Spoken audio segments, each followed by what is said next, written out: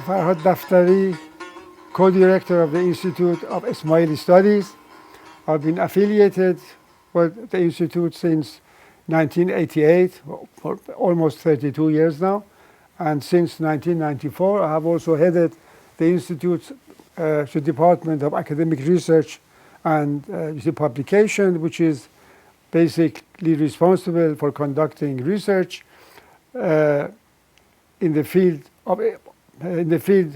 of Islamic studies with special reference to Ismaili and broader Shi'i studies. Now, I have been involved in this field for the past half a century, and in that context, I've managed to do really two things which have made my research, in a sense, original. And I've then been able to fill some gaps in our knowledge of the Ismaili history and traditions. One was to recover or to discover new sources, especially in a large number of regional histories of Iran and other countries where one can find brief but highly important references to the Ismaili community at various times and in various localities. And secondly, is to have been able to come up with new interpretations of the known sources, the sources which had already been known to other scholars. And it was really on the basis of these two elements that I embarked on my own research in the field. We had now enough material and enough sources and information to be able to produce a connected history of these key central figures of Ismaili history, notably the Imams and their biographies, brief biographies that would really sort of situate the biography of each Imam within the period during which he lived and the main sort of events of their imamats. And to make this book even more accessible, we thought it would be useful to include a series of images. And they vary from manuscripts to miniatures, coins, castles, artifacts, and they really provide a cultural and physical context for the lives of the Imams who are discussed in this volume, and makes the book more accessible, also sheds light on the cultural and architectural and art contributions of the various Imams. This book really be found helpful by various constituencies and readerships. First and foremost, I would say it would be found useful as a work of reference for the Ismaili community, for the Ismailis themselves.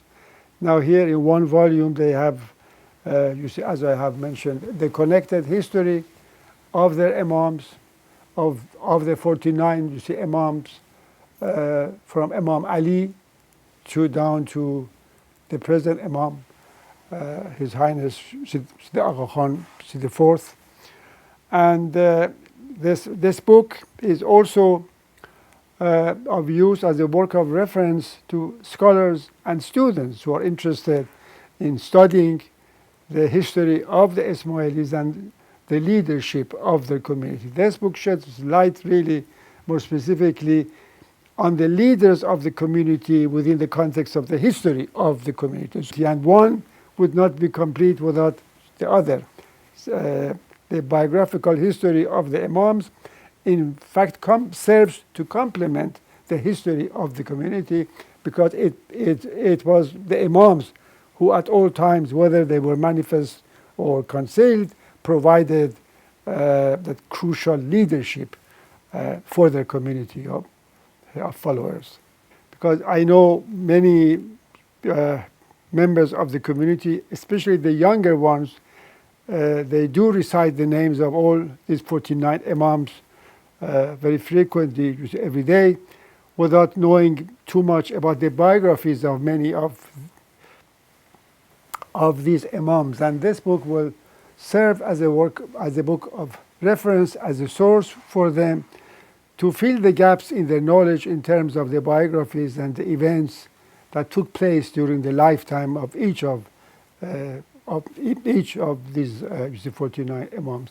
It tells the story of the Imams, for each one in his own time, with due attention to the circumstances of his time, the conditions, the challenges, and it really serves to emphasize the lived experience of the community at various times, and how, by looking at the history of this community in the past, or at times of very specific Imams in the past, how that knowledge or that experience will help to serve as a basis for having an enhanced understanding of what is going on today and the leadership of the last two Imams over the last 135 years.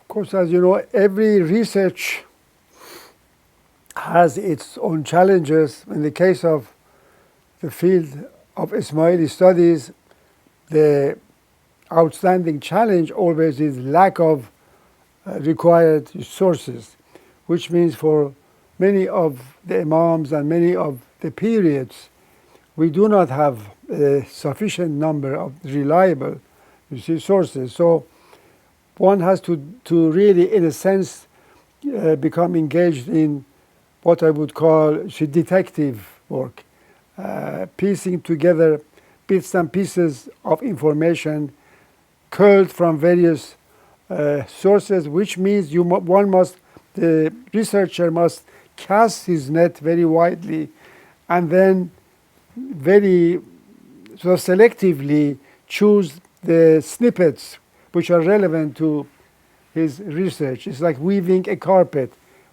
Piece by piece, you weave it together until you have the full picture. And this is really what happened in this case.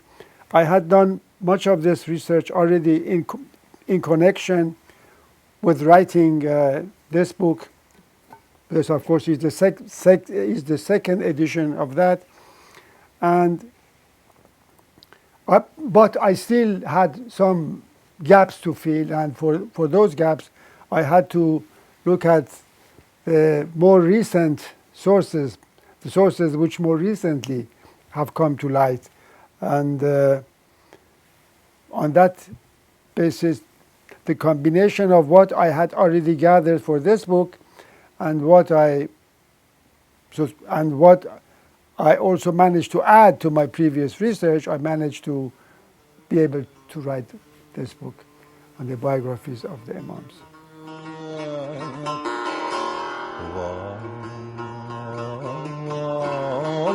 Uluk